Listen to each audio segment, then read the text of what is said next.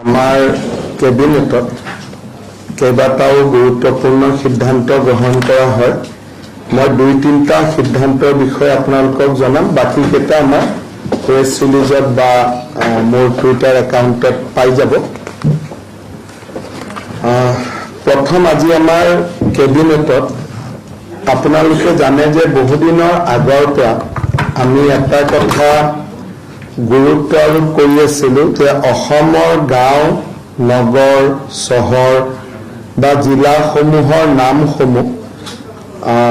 বৰ্তমানৰ যিটো পৰিৱেশত আছে তাৰ পৰিৱৰ্তে ঐতিহ্যৰ চানেকি বা কিবা পৰম্পৰা বা সুন্দৰ আধুনিক অসমীয়া নাম যিবিলাক অলপমান সামাজিক দৃষ্টিত বৰ ভাল শব্দ নহয় তেনেকুৱা শব্দৰে গাঁও জিলাসমূহৰ নামাকৰণ হৈছে বা বহুত জিলাৰ বিভিন্ন ঐতিহ্য আছে কিন্তু ঐতিহ্য প্ৰতিফলিত হোৱা নাই, নামটো বেলেগ ধৰণে হৈ আছে। তেনেকে আমি অসমত বহুবিলাক গাঁও আমি নাম বদলাইছিলোঁ। আপোনালোকে জানে যেনেকে আমাৰ ইয়াৰ কালাপাহাৰৰ নাম বদলোৱা হৈছিল, এনেকে আমাৰ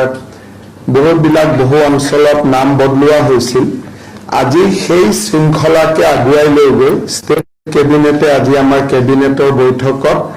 কৰিমগঞ্জ জিলাৰ নাম আমি শ্ৰীভূমি জিলালৈ শ্ৰীভূমি জিলা বুলি নতুনকৈ নামাংকন কৰিছোঁ। এতিয়াৰ পৰা কৰিমগঞ্জ জিলা শ্ৰীভূমি জিলা হিচাপে নামাংকিত হ'ব আৰু আজি কেবিনেটে তাৰ ওপৰত আমাৰ সিদ্ধান্ত গ্ৰহণ কৰিছে। দ্বিতীয়তে কেবিনেটত আজি আমাৰ পঞ্চায়ত নিৰ্বাচন লৈ খুব বিতংকৈ আলোচনা হয় আৰু পঞ্চায়ত নিৰ্বাচনৰ ভোটাৰ তালিকা 30 ডিচেম্বৰৰ আগতে প্ৰকাশ কৰাৰ বাবে কেবিনেটত সিদ্ধান্ত গ্ৰহণ কৰা হয় আৰু 30 ডিচেম্বৰত যদি ভোটাৰ তালিকা প্ৰকাশ পায় তেনেহলে আমি 10 ফেব্ৰুৱাৰীৰ আগতে নিৰ্বাচন সমাপ্ত কৰিব পাৰিম। নিৰ্বাচনৰ শিডিউল 30 ডিচেম্বৰত ভোটাৰ তালিকা প্ৰকাশ কৰা হ'ব আৰু জানুৱাৰী মাহৰ প্ৰথম সপ্তাহতে নিৰ্বাচন ঘোষণা কৰা হ'ব। নিৰ্বাচন 2টা পৰ্যায়ত অনুষ্ঠিত কৰা হ'ব। আমাৰ লক্ষ্য থাকিব যাতে 10 ফেব্ৰুৱাৰীৰ আগতে গোটেই নিৰ্বাচনৰ প্ৰক্ৰিয়াটো শেষ হৈ যায়। তৃতীয় এটা সিদ্ধান্ত আপোনালোকে জানে যে আজিৰ পৰা প্ৰায় 5 বছৰ আগতে আমাৰ অসমত আমি প্ৰথম ইনভেষ্টমেণ্ট সামিট আমি কৰিছিলোঁ আৰু তাৰ পিছত যোৱা 5 বছৰত আমি ইনভেষ্টমেণ্ট সামিট কৰা নাই। আমি অহা 24 ফেব্ৰুৱাৰী তাৰিখে প্ৰধানমন্ত্ৰী নৰেন্দ্ৰ মোদী ডাঙৰীয়াৰ উপস্থিতিত Assam investment and infrastructure summit, অৰ্থাৎ ইয়াত ইনভেষ্টমেণ্টৰ ওপৰতো গুৰুত্ব দিয়া হ'ব আৰু নতুন ইনফ্ৰাষ্ট্ৰাকচাৰ বনোৱাৰ ওপৰতো গুৰুত্ব দিয়া হ'ব।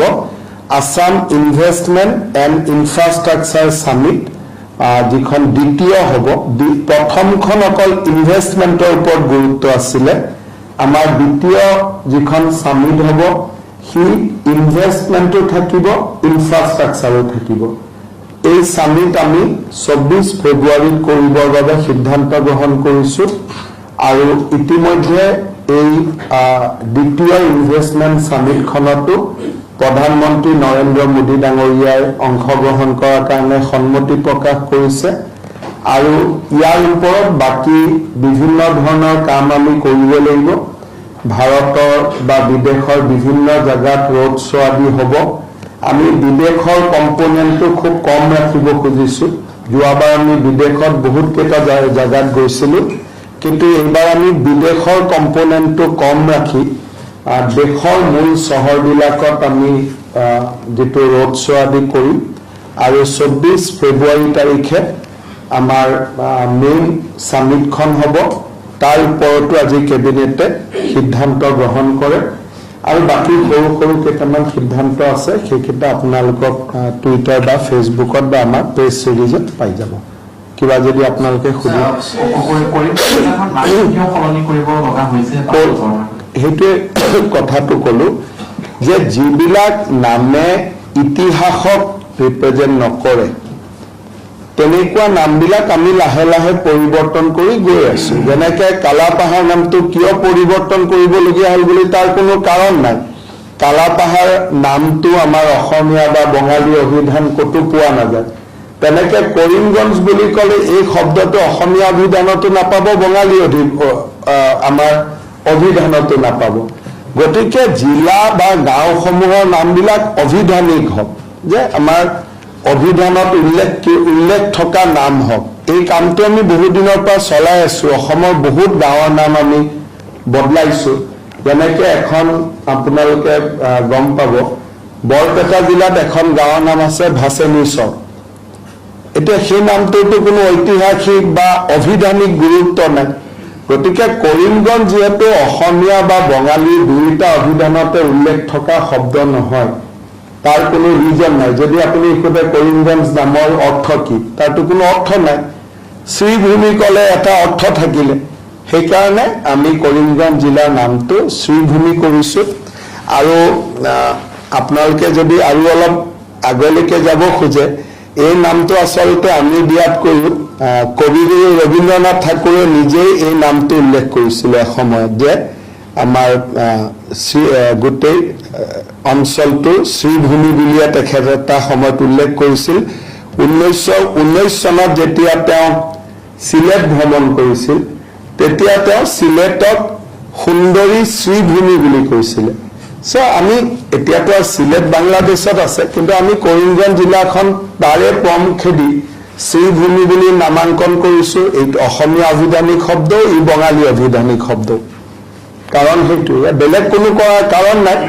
আৰু আমি অসমৰ বাকী গাঁও চহৰ নগৰ যিবিলাক অভিধানিক শব্দ নহয় লাহে লাহে আমি অভিধানিক শব্দলৈকে গৈ আছো সেই শৃংখলাতে আজি এটা নামাঙ্কিত হ'ল প্ৰস্তাৱ কেবিনেটে প্ৰস্তাৱ ল'ব লাগে আৰু আমাৰ সকলোৱে বিচাৰিছিল সাংসদ বিধায়ক সকলোৰে লগত এইটোতো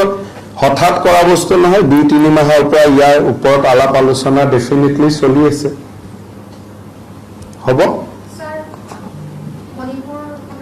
ইয়াতে অসমৰ মুখ্যমন্ত্ৰীয়ে মণিপুৰৰ ওপৰত কি ক'ব অসমৰ মুখ্যমন্ত্ৰীয়ে মণিপুৰৰ ওপৰত কমেণ্ট দিব ক'বলৈকেতো একো নাই 23 তাৰিখে ৰিজাল্ট দিব ইভিএমতে ৰিজাল্ট থাকিব আৰু কি মই উপনিৰ্বাচন কেইটাত ইমান যাব পৰা নাই গতিকে মোৰ ইমান কথা নাই 23 তাৰিখে ৰিজাল্ট খুলিব চবেই গম পাব আৰু কি আছে তাতে তাকে লৈ জল্পনা কল্পনা কৰি থাকি কোনো লাভ নাই যিটো ইভিএমত সোমালে সেইটোৱে ৰিজাল্ট হ'ব